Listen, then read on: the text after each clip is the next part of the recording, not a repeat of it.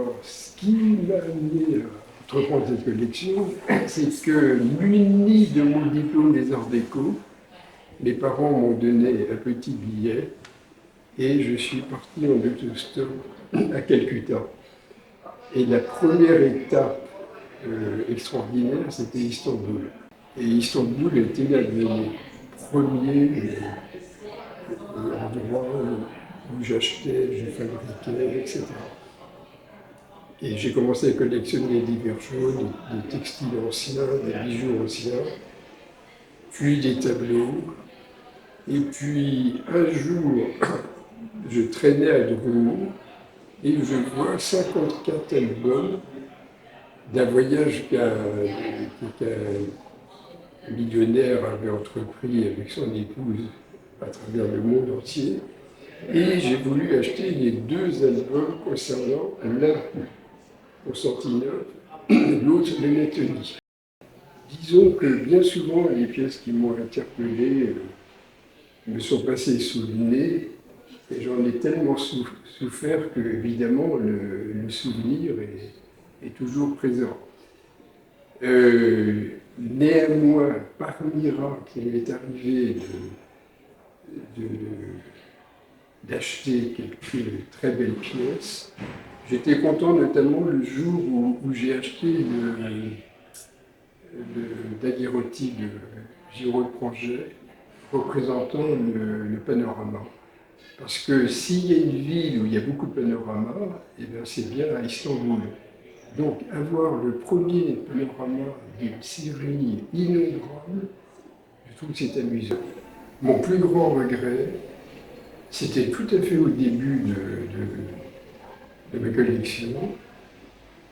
Je reçois un catalogue venant de Londres, Sotheby's ou Christie's, et je vois que développer en image que des mosquées.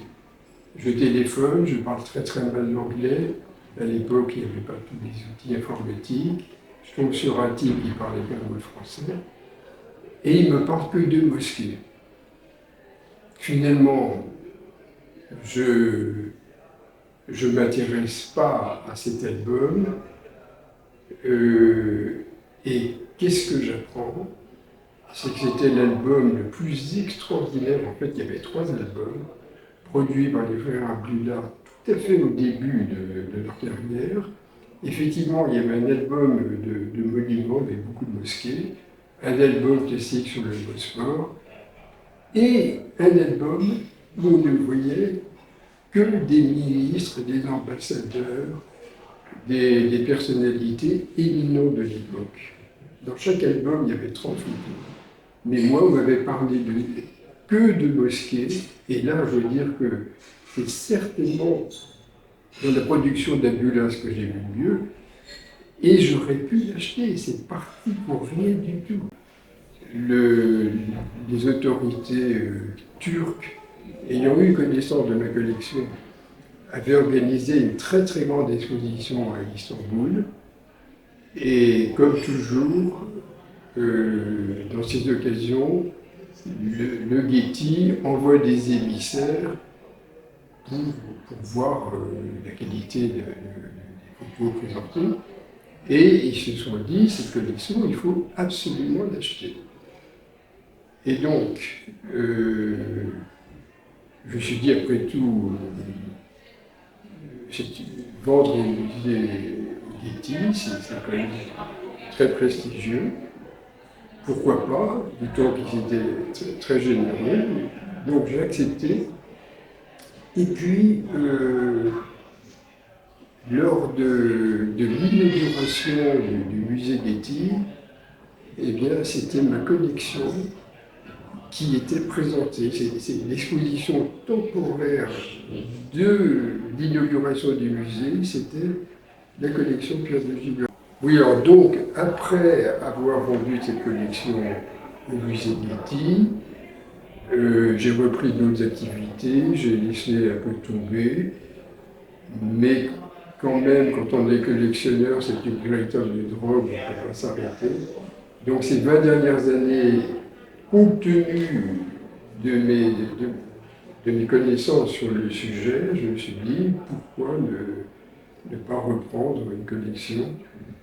Et donc, ce qui m'amusait, mais des sujets beaucoup plus spécialisés sur des métiers, sur la politique, sur les différentes ethnies de l'Empire ottoman, sur les écoles chrétiennes, sur l'industrie, j'ai dit, enfin bon, l'armée, les voyages aussi, toute l'histoire des voyages du Moyen-Orient vers le Moyen-Orient qui ont commencé grosso modo avec le début de la photographie. Et puis, ce qui est très sympathique dans cette activité, c'est de rencontrer des gens qui sont des spécialistes dans chacune de ces départements et qui m'apportent beaucoup parce que ce sont des grands chercheurs qui savent beaucoup de choses. Et donc, parfois, eux attendent de moi quelques précisions, etc., que je suis souvent bien incapable de leur donner. Mais eux, en tout cas, m'enrichissent beaucoup par leur savoir.